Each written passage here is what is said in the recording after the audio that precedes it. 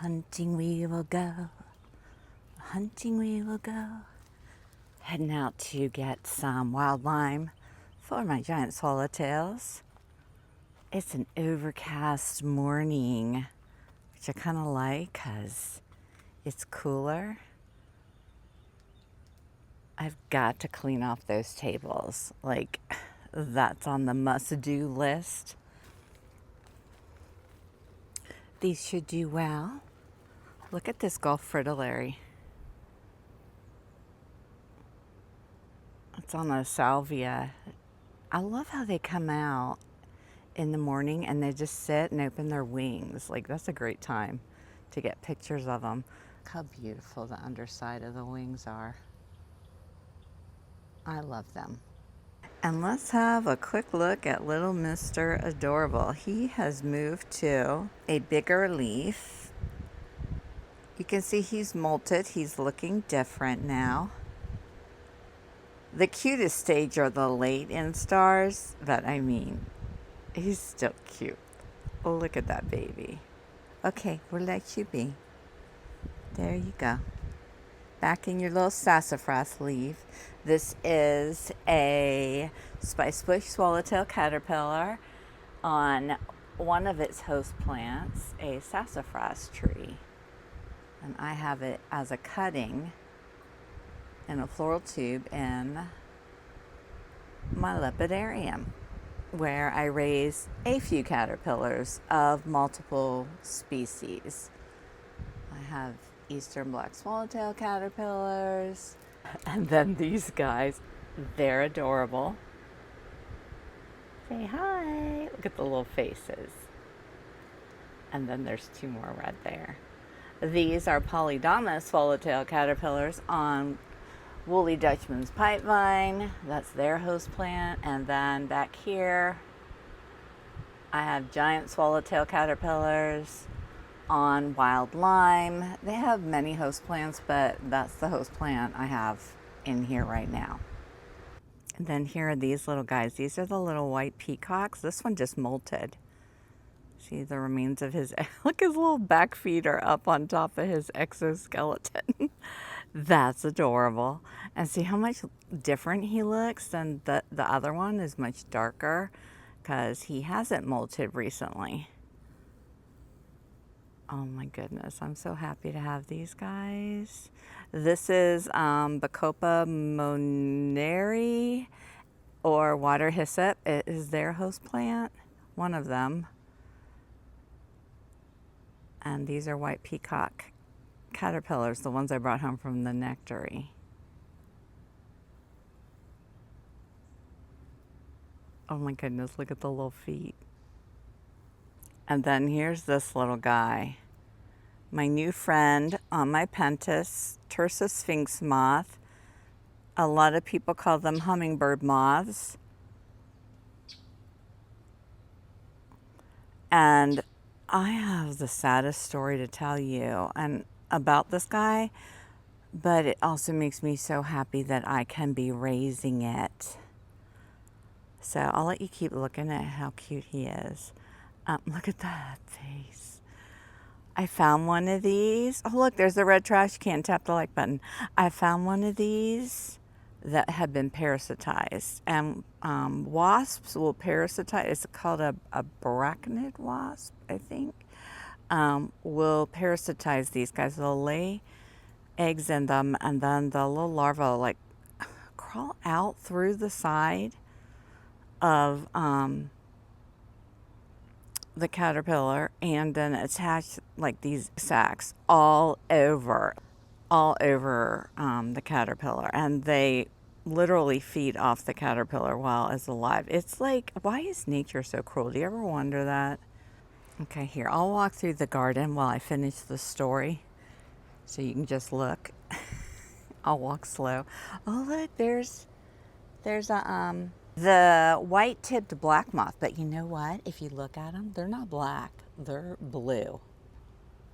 So whoever named this moth totally got it wrong, because that is a blue moth. Okay, back to what we were doing. So I found the caterpillar in my garden, and it was covered with those white things, and it's awful. And I took a little razor and I shaved them off of it, and the caterpillar lived. But I did some research and everybody said it would be too late, that they had already done enough damage on the caterpillar and it wouldn't survive. And it didn't. It did survive for several more days though, and it was eating and it seemed happy and it had all those disgusting things off of it. But it was pretty devastating when it died. I mean, I was really sad. So I am glad to have the opportunity to raise one of these and that's not parasitized, and get to see it grow to fruition and become the beautiful moth it's going to be. And I'm glad I'm able to take it in so it doesn't get parasitized. So I feel like some kind of mini redemption with this little sweet guy who I brought in.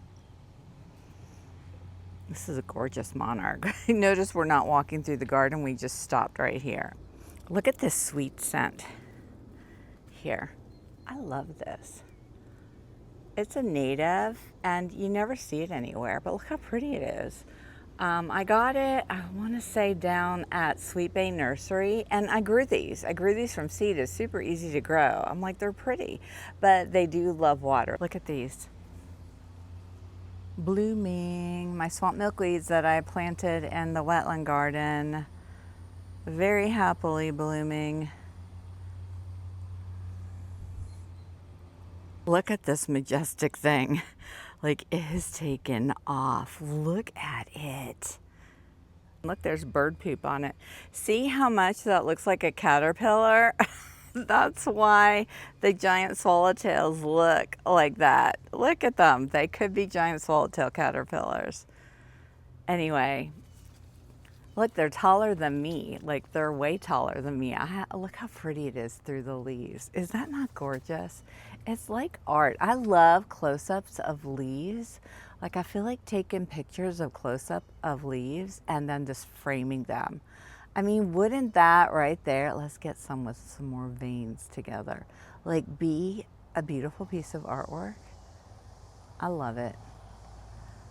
Okay, so I'm gonna go in and get ready to run errands, but we'll be back hanging out later. You guys, look at all the pieces. And this one's already taken off with one of the pieces.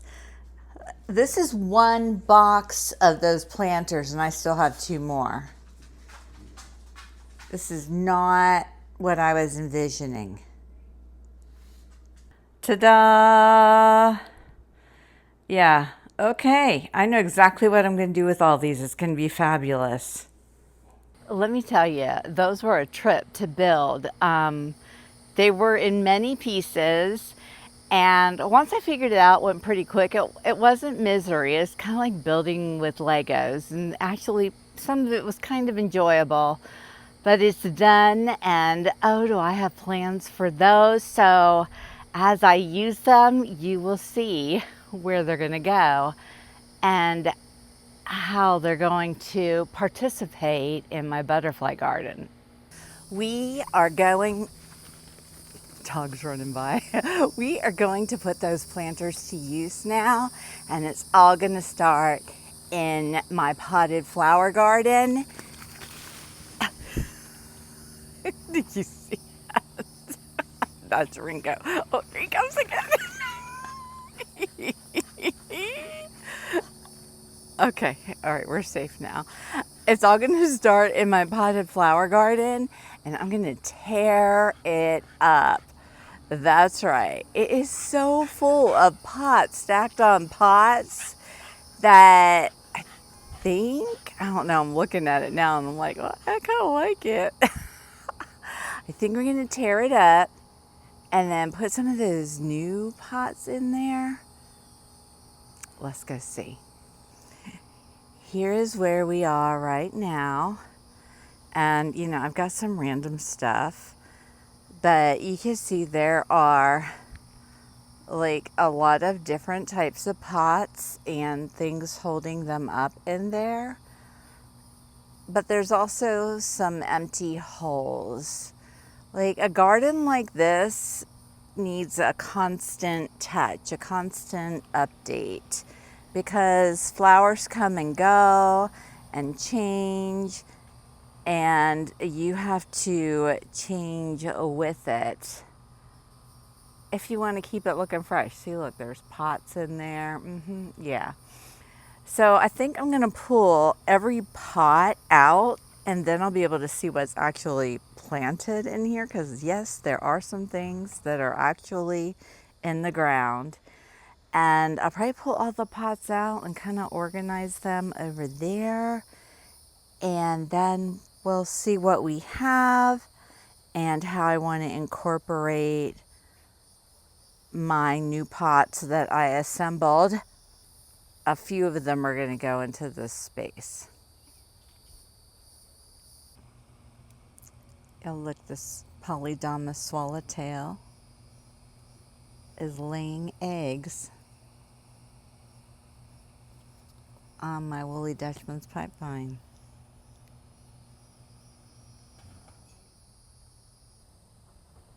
Look at this little bunch of cuteness right here. Little happy muncher on my Asclepias incarnata swamp milkweed. I love how their little antenna wiggle while they're munching. Look, there's one of those, what are they, teddy bear bees on one of the passiflora incense flowers.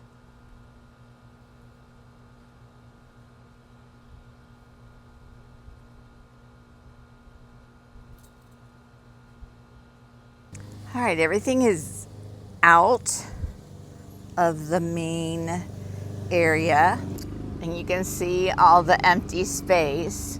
So I'm gonna get in there, I'm gonna trim out like some of the dead stuff. I took all the tall grow pots and ran them along the outer edge as the border to keep the dogs from coming in. I brought out one of the new planters and I placed it in here. And what I love about these is there's another section under here, and it has drain holes so they don't sit in water. It drains out, and then it drains through these spouts on the side.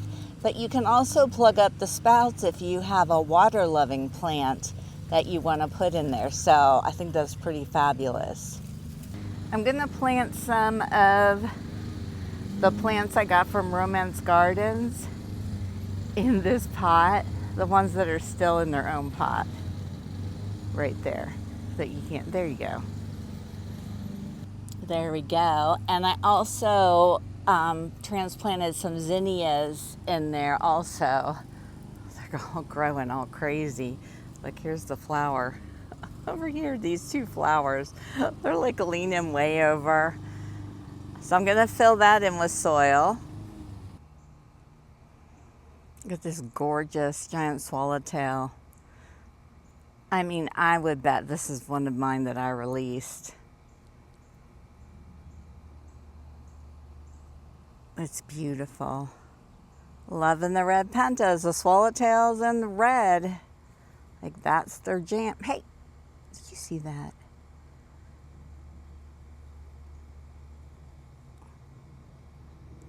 I want to go show you what I did in the garden, but I also want to keep watching the swallowtail because it's so gorgeous. Okay, let's go. Let's go see.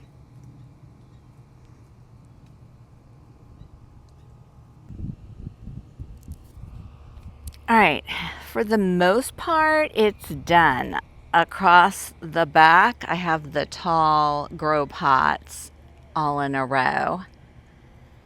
And I put 3 of the raised planters in with various plants that I've purchased recently, and some zinnias, and this is a lyre leaf sage, a native one I grew myself. Yay! So there's the one in the middle. That's the one you saw me put in, and then there's one over here on this end. So when these plants grow in and fill in, it's going to be pretty spectacular. And now I have good access to them, and nobody's sitting in pots of water anymore, because the mosquitoes have started to become an issue. Then on this side, my clay pots that were already planted are just up on risers along this edge of the garden.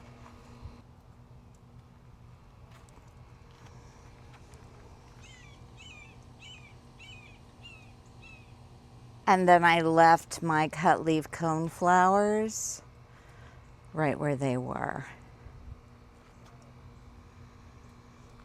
They're so beautiful.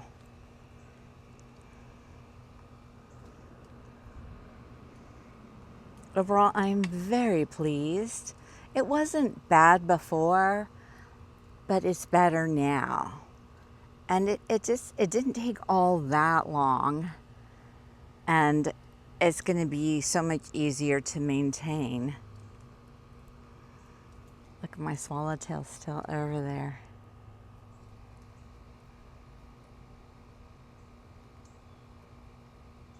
And now I have some cleaning up to do. I was back here topping off the soil in my orange torch ginger plants, and I look down and I see 2 yellow heads. 1, 2. How did I miss these guys? I don't know, but they're gonna stay out here. They're gonna stay out here. These are, oh my gosh, there's another one. Not that one, but over here, look. It's so cute. These are eastern black swallowtail caterpillars, and they are on my fennel plants that you can see they have been munching on. But there's still a lot over on this side, and there's some more eggs. Oh, yay. Yay.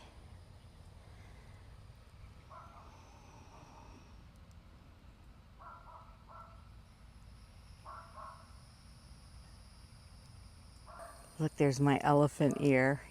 You can just see it coming up. That's going to be so awesome to block that car.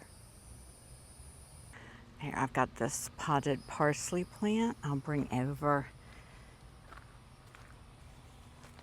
Just set in here for them just in case they need a little more. It'll offer some hiding places too. Oh my gosh, here's another one. There's 4. Yay! Here's another scrappy looking parsley plant, but I'm gonna put it down there. It's growing back. It's one I took cuttings of to feed the last group.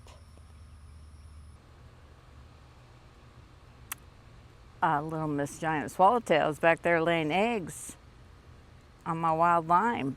Yay! I'll have to come out later. I need some new babies in the lepidarium. Oh gosh, here she is on this one right here.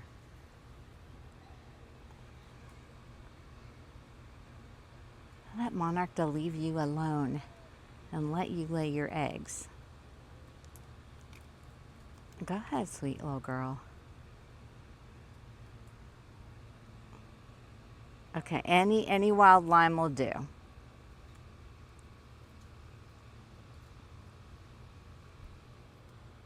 And look who's right here. And staying here. A bunch of baby polydamas. It is a small plant, but I'll keep an eye out, and when they need more, I'll move them over to one of my bigger plants. There's also 2 more potted right beside here. I have a pot of little milkweeds that I grew. I just stuck them all 3 in this pot. Like there's a little baby monarch caterpillar munching away.